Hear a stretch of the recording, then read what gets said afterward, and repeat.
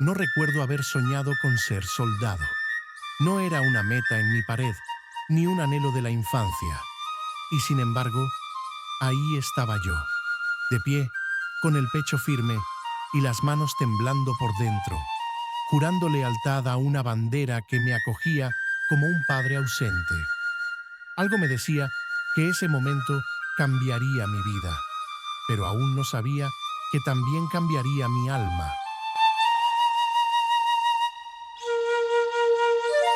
Cuando el mundo se detuvo, yo me encendí.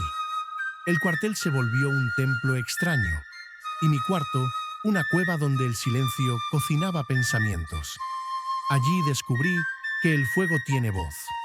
Mientras cocinaba, las ollas me susurraban historias, y el horno murmuraba secretos. Me decía, no todo lo que arde, destruye.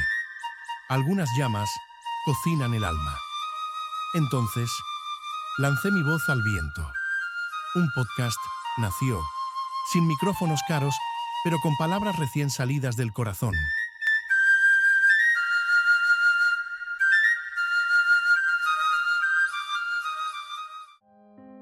Nos conocimos, pero la vida nos mantuvo lejos.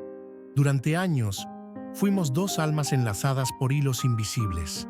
Llamadas, mensajes, ilusiones que cruzaban continentes sin pasaporte.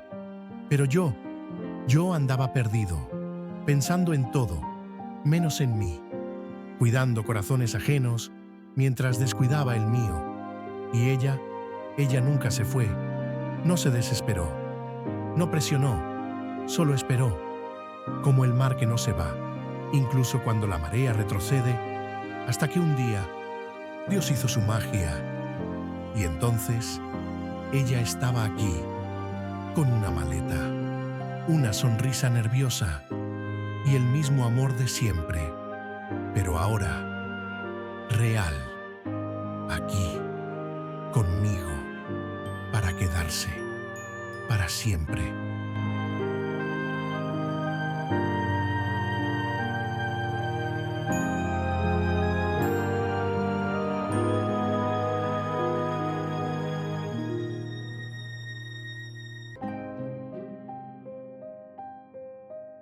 No fue un parto, fue una aurora. Nuestra hija no lloró, cantó.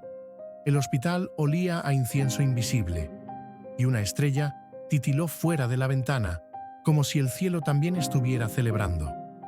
Ella llegó envuelta en una luz suave. No dijo nada, pero en su silencio cabía toda una oración. La miré y supe que algo en mí ya no me pertenecía. Ahora mi corazón tenía piernas diminutas y un par de manos que apretaban el dedo, como si quisieran sujetar el universo entero. A mis 34 años, no tengo todas las respuestas, pero aprendí a hacerme mejores preguntas. Descubrí que la vida no se planea, se permite. Aprendí a confiar en los silencios, en los vacíos, en los días en que no entendía nada, porque ahí Dios estaba trabajando. Me perdí 1000 veces, pero cada vez que me encontré era distinto, más liviano, más sincero, más yo. El uniforme que vestí, los caminos que tomé, las personas que llegaron y las que se fueron, me enseñaron que todo lo que ocurre, ocurre por algo, y todo lo que permanece, permanece por amor.